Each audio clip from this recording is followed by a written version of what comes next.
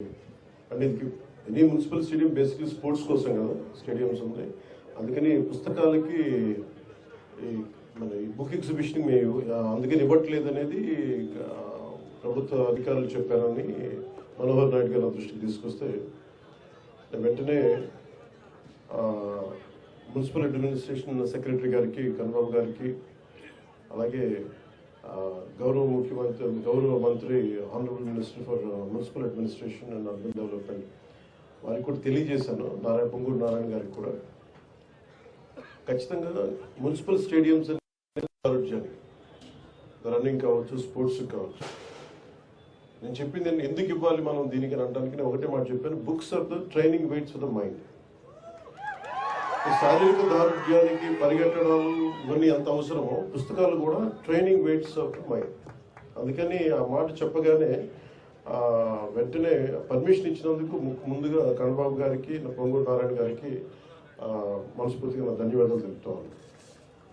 ఎందుకంటే మీకు ఎందుకు ఇక్కడే ఉండాలంటే మీకు అందుబాటులో ఉంటుంది, ఇక్కడ సిటీ మధ్యలో ఉండాలి, మీరు రావడానికి బాగుంటుంది. నాకు దాని నుంచి నా పరిస్థితి ఎలా ఉంది అంటే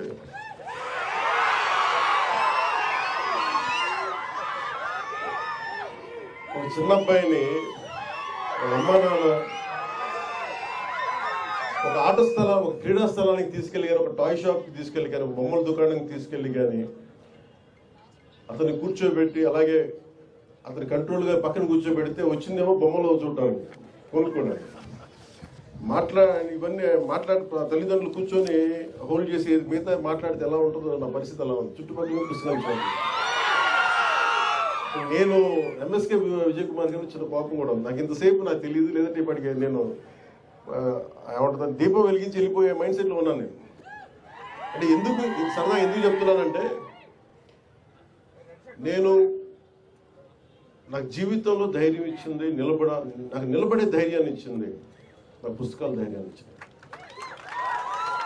నేను ఎప్పుడు ఈ సందర్భంగా నాకు ఒక పుస్తకాల షాప్ రన్ చేసే నాకంటే చాలా సూపర్ సీనియర్ అయిన రమేష్ గారని భవానీ బుక్ సెంటర్ని రన్ చేసేవాళ్ళు బెంగళూరులో. స్కూల్ అసైన్మెంట్స్కి, సోషల్ అసైన్మెంట్స్కి వెళ్ళి ఏవో కొనుక్కుంటా ఉండేవాడిని. అలాగే నాకు స్నేహం, ఆయన బుక్ షాప్ ఓనర్, నేనేమో 8th క్లాస్ ఊహించుకోండి, 7th క్లాస్. సో అది నాకు ఏం చేసింది, ఆయన బుక్ షాప్కి వెళ్ళి నేను కూర్చొని చదవటం అది నాకు చాలా చాలా సహాయపడింది. దానికి ముందే నేను 5వ తరగతి నుంచో మాకు ఇంట్లో కొంత పుస్తక పఠనం అలవాటు. మా అమ్మగారి వల్ల, మా నాన్న వల్ల క్లాసిక్స్, మా అమ్మ వల్ల తెలుగు సాహిత్యం. సో ముఖ్యంగా నాకు ప్రభావితం చేసిన వ్యక్తులు అంటే ఈరోజు నేను చాలాసార్లు అనుకుంటాను, డబ్బులు 1 కోటి రూపాయలు ఇచ్చేయడానికి ఆలోచించను, కానీ ఒక పుస్తకం ఇవ్వాలంటే చాలా ఆలోచిస్తాను. అంటే పుస్తకాన్ని ఇవ్వాలి అంటే నిజంగా నా సంపదని ఇచ్చేసి, అంటే నా కర్ణుడి కవచకుండలాలు ఎలా కోసేస్తే బాధపడుతుందో నాకు తెలియదు, కానీ నా పుస్తకం ఇవ్వాలంటే మటుకు చాలా కింద మీద పడిపోతాను, ఇవ్వాలవుతుంది. అందుకని ఏంటంటే కొంతమంది అడిగినప్పుడు, ఈవెన్ నా పిల్లలు అడిగినప్పుడు కూడా వాళ్ళకి కావాలని ఇంకో కాపీ కొనిచ్చిస్తాను తప్ప నా పుస్తకాలు ఇవ్వడానికి ఇబ్బంది పడతాను. అంత మమకారం నాకు పుస్తకాలు. ఎందుకు ఇంత మమకారం అంటే నా జీవితంలో ఎప్పుడు కూడా పుస్తకాలు అనేది, పుస్తక పఠనం లేకపోతే నేను ఏమైపోయేవాడిని అనిపిస్తుంది. నేను ఇంటర్వ్యూని కూడా ఎందుకు మధ్యలో ఆపేశానంటే చదువుకోలేక కాదు, మార్క్స్ తెచ్చుకోలేక కాదు, నా చదివేవాడిని. కానీ ఎందుకంటే నేను కోరుకుంటున్న చదువు పుస్తకాల్లో లేదు, క్లాస్ రూమ్లో లేదు. అందుకు నేను ట్యాగూర్ గారి ప్రేరణతో, అంటే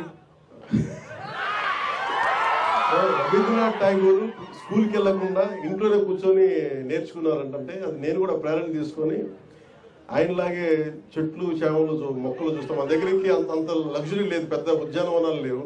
మాకు కూడా 2 రోజా మొక్కలతో కుండీల్లో చూస్తాం. పుస్తకాలు పెట్టుకొని, క్లాస్ పుస్తకాలు పెట్టుకుని రోజా పువ్వులను చూస్తాం ఉండిపోయాడు. ఎట్లా ఎగ్జామ్స్ ఫెయిల్ అవుతాం కదా ఖచ్చితంగా అలా చూస్తూ ఉంటాం. ఇట్లా చాలా ఇవన్నీ చూస్తూ నాకు బలం ఇచ్చింది. ఎందుకంటే నాకు స్వతంత్రంగా నేను నేర్చుకోగలను, నాకు అధ్యాపకులు అవసరం లేదు, నాకు ఏమి కావాలో నేను నేర్చుకోగలను. అది సైన్స్ కానీ సోషల్ సైన్సెస్ కానీ పాలిటిక్స్ కానీ హిస్టరీ కానీ నాకు వేరే టీచర్ అవసరం లేదనిపించింది. అందుకని నేను నా చదువు ఇంటర్లో వదిలేసి నేను చదవటం నేర్చుకున్నాను. నేను చదువు ఇంటర్ ఆపేశాను కానీ చదవడం ఎప్పుడు ఆపలేదు. ఈరోజు ఓడిపోయినా ఎందుకు శక్తి